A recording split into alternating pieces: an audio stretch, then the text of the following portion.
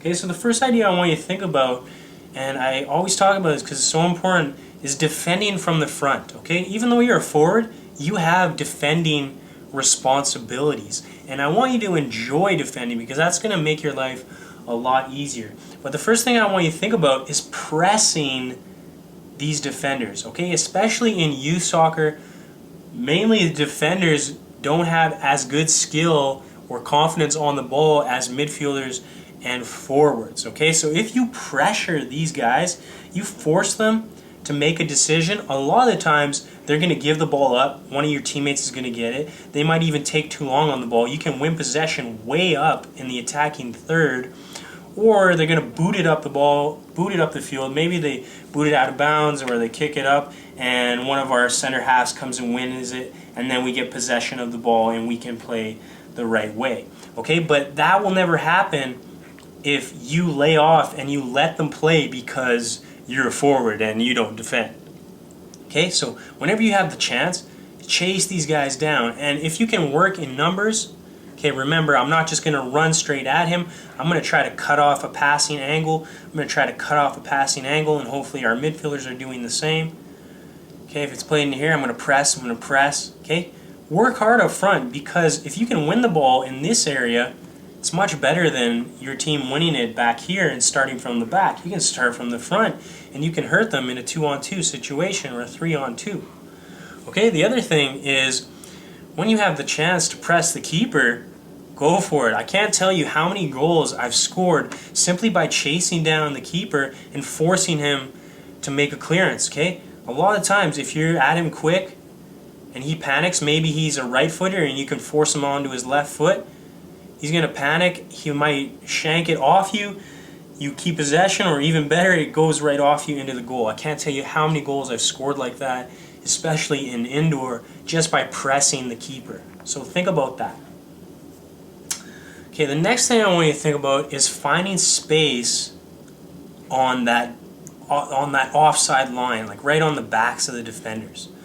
Okay, so let's say our player has the ball in here. Okay, focusing on this forward here. Okay, a lot of times forwards are always going short to get the ball. There's nothing wrong with going short, but I want you to mix up your play. So sometimes you go short, sometimes you go long, and when you're going long, you're really looking to find space in between the two center halves, or in between the fullback and the center half. So what you want to do is try to peel away. Now, a lot of times defenders or everyone on the field is looking at the ball. So instead of you going close to the ball, you want to peel away from the ball and create a little space for yourself. So as he closes, boom, we can clip this ball into the space like that, or he plays a really good ball into here and you can run onto it, or even into this space here and you run onto that. Okay, but you want to think about getting on that line on almost offside, okay, because this is where you're really going to get that head start. And yes, sometimes you may be offside, but if you practice it enough and you get your head up, you're watching the line, okay, making eye contact with the player on the ball, he knows you want it played. These guys are slowly coming to close you. In a lot of cases, this ball goes over the top, or like I said, into space, and you're off on a breakaway, or at least in a really good goal scoring or crossing situation. Okay? So the other thing, like I said, yes, you have to switch it up. So sometimes maybe these guys are tracking you really good. They're not giving you the opportunity to run in there. What are you going to do? You're going to try to drop in between the lines, between the midfielders and the defenders. So yes, we want to play on that high line. We want to try to get in behind. We want to make those runs all day. But when it's not working, or you just want to switch it up, I want you to drop into these areas here, because if you can receive this pass in here and the defenders don't close you down right away, they give you a bit of space, this is very dangerous, because hopefully your teammates are making forward runs like this, and then we can clip these little balls in between like this behind the lines, and you become that playmaker. You become like the number 10 attacking midfielder, and then they play into here, and then obviously after you play your pass, you want to get in the box, okay? Maybe even this ball is played into here, you get half turned, and you can play a ball wide. This guy's going in for a cross, you're coming back in, trying to get into that type of area. Okay? The last thing I want you to think about is being very direct with your runs. So this is more in like crossing situations or balls being played into your box, into their box, I should say.